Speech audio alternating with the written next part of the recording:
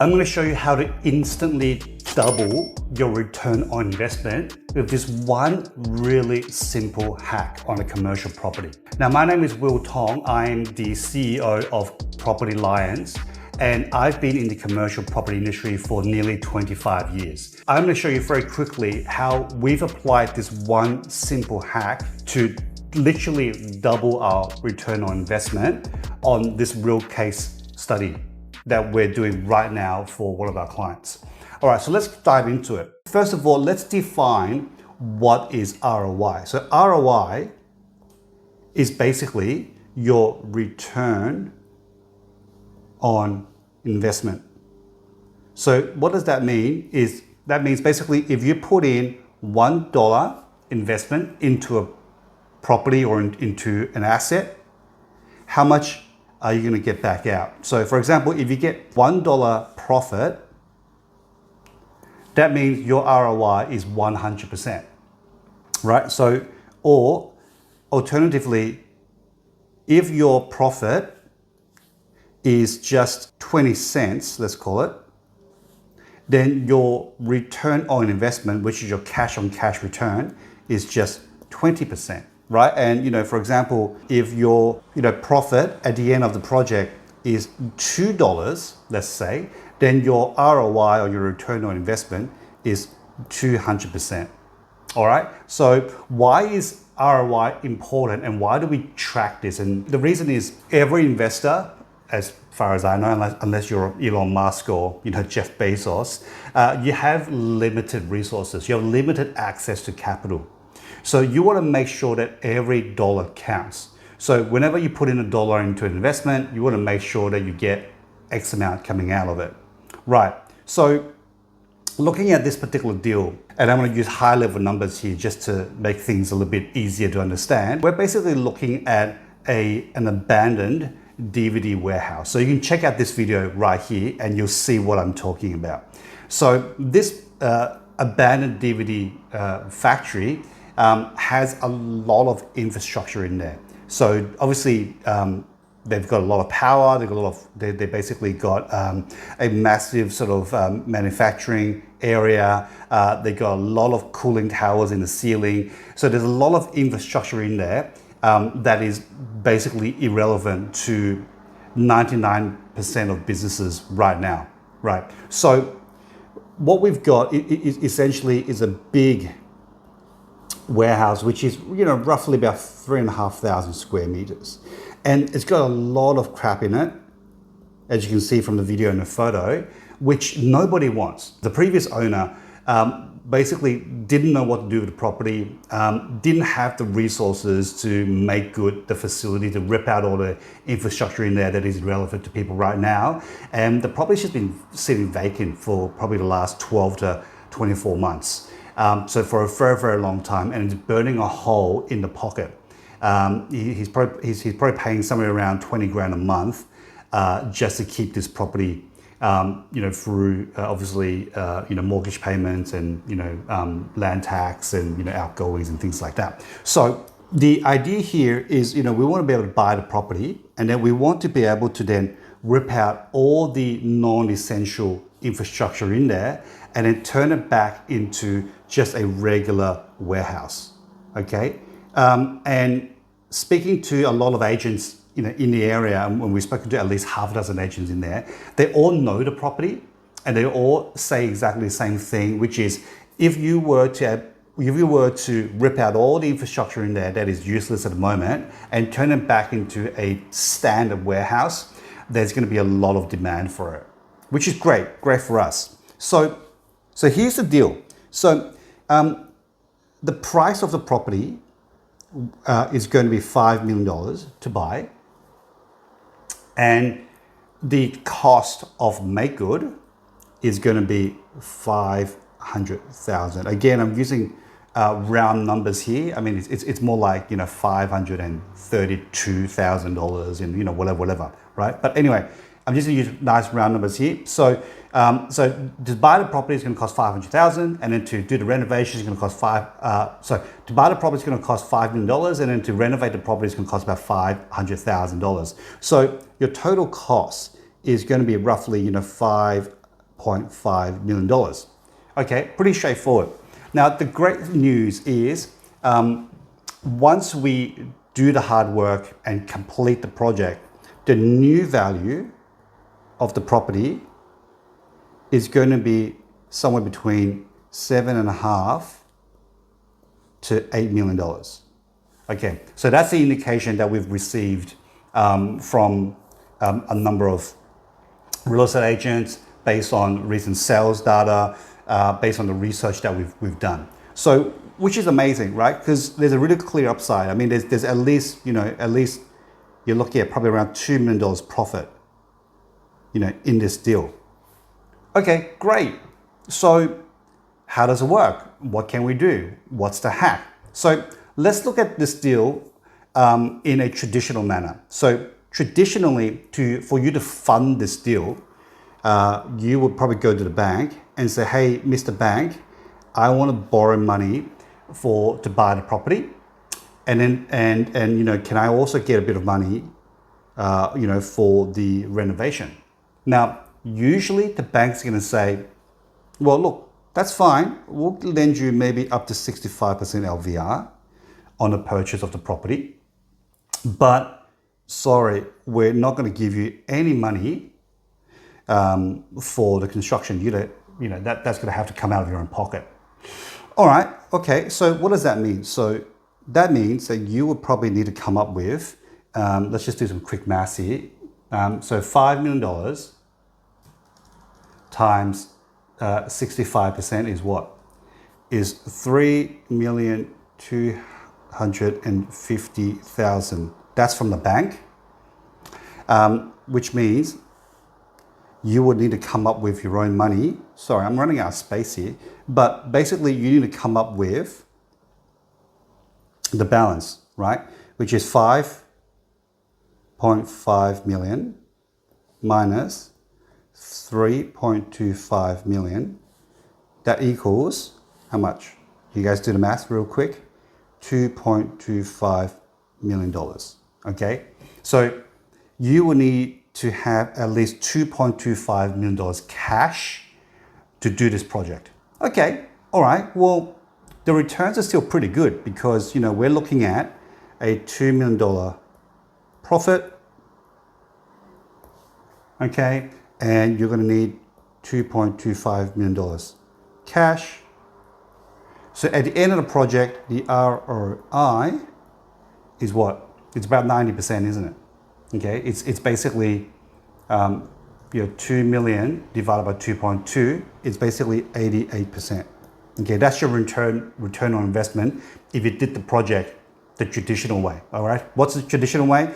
Traditional way is you go to the bank and you borrow 65%, or you borrow money to buy the property, and then you have to fund the construction or the make good out of your own pocket. All right, so which means you need about $2.25 million cash to do it. All right, okay, looks pretty decent, but let me show you how we're going to be able to double our ROI.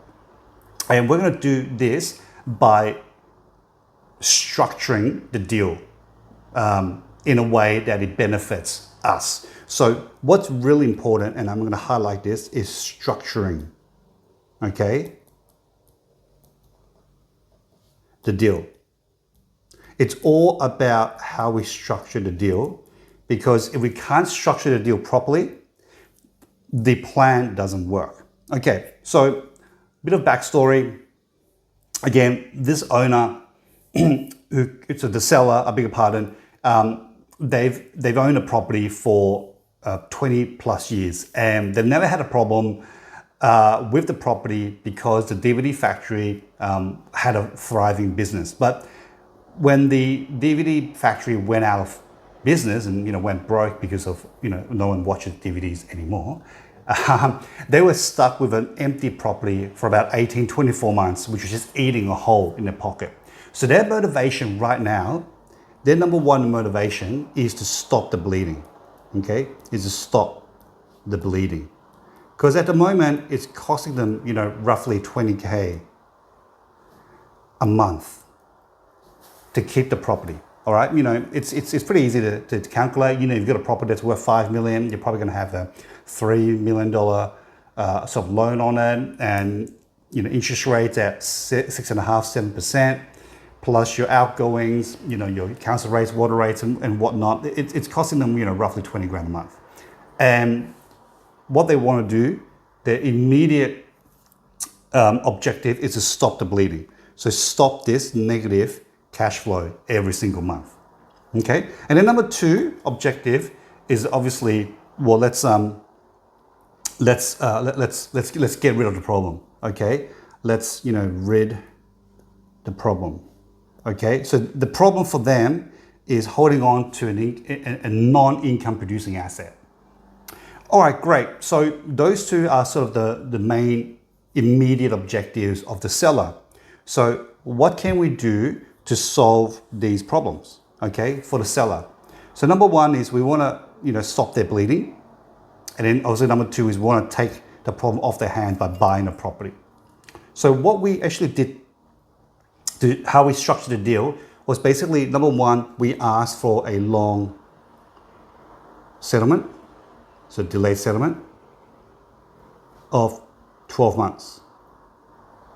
Okay, you're probably thinking, why the hell would someone agree to a long-term settlement of 12 months if they're bleeding out of their eyes and nose and ears?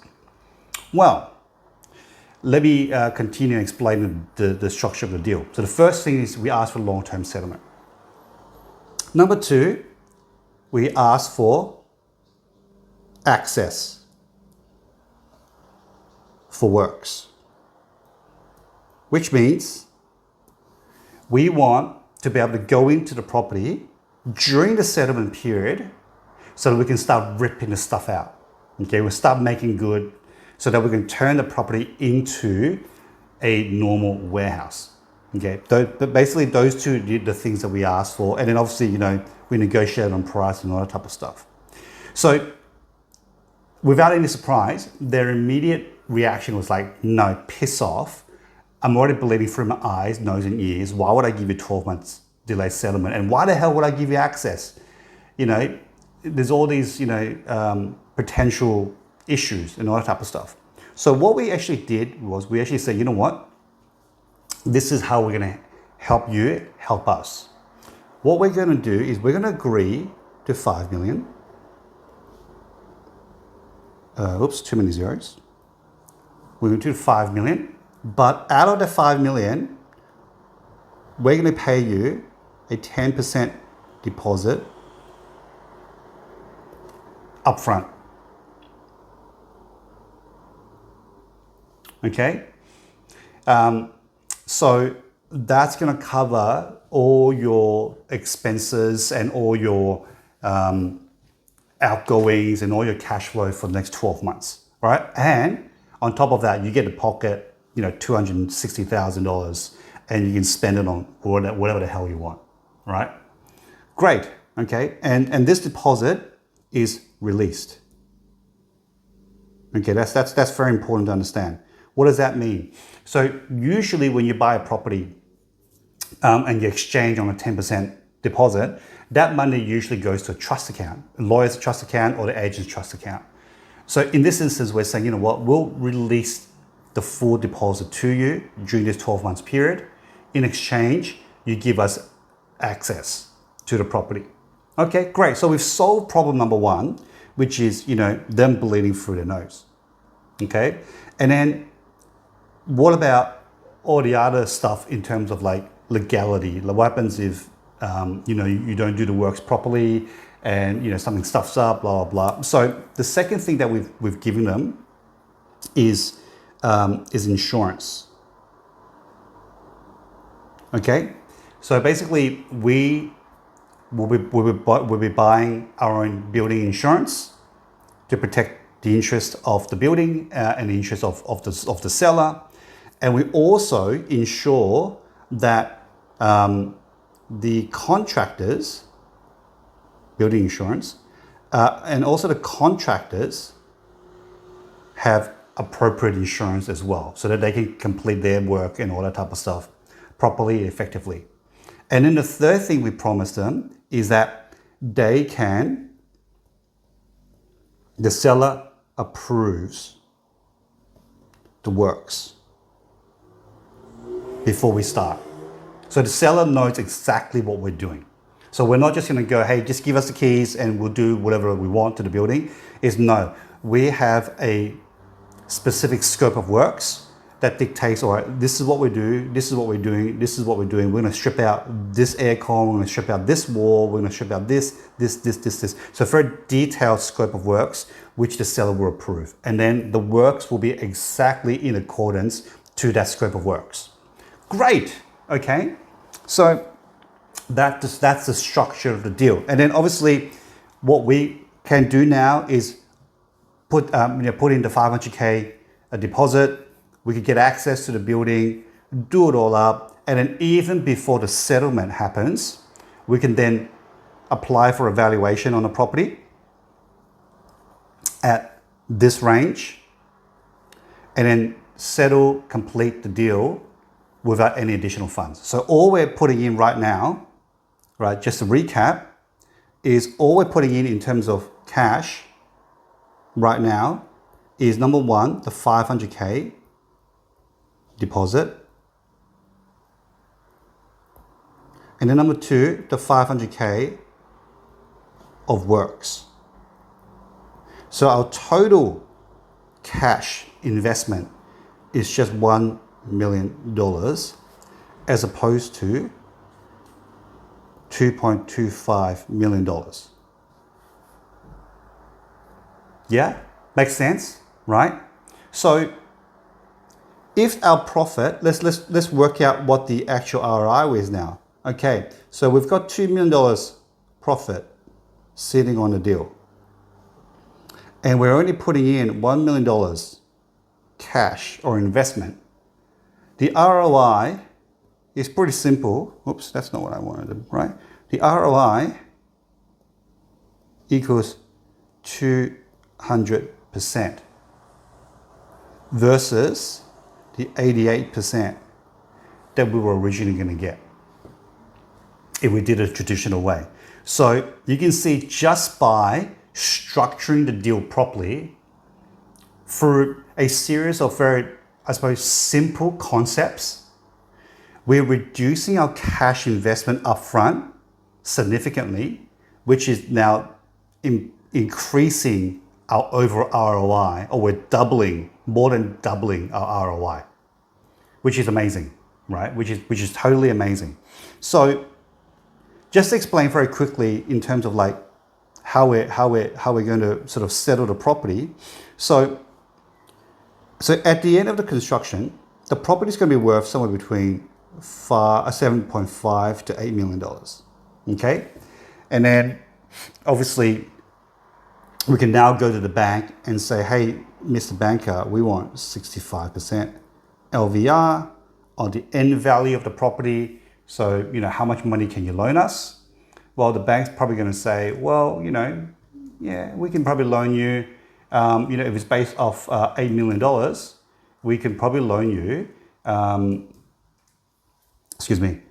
we'll be able to loan you $5,200,000. Which is great because that's more than enough to settle the property, because we only need to give the seller another $4.5 million to settle the property. Or even if the valuation comes in a little bit lower at $7.5 million, right, hypothetically. Even at $7.5 million at 65% LVR, the bank's still going to give us around $4.875 million. Okay? And again, we only need to give the seller $4.5 million to settle the property. So, yeah, so now you've got a property that is completely transformed into a warehouse, and you only put down $1 million, or you know what, like even like if you borrowed this much money, you probably only end up putting down like $300,000 on a deal, because you'll take the $700,000 back in your pocket. And now you've got an income producing property that you only put out a few $100,000 on, which is going to basically cash flow you, for the rest of your life.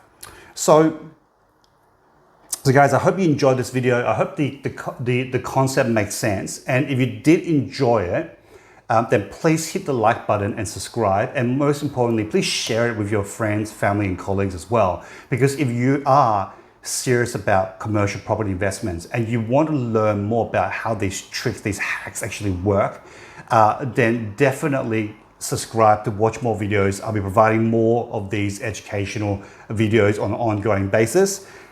So until the next video, stay safe and I'll see you soon.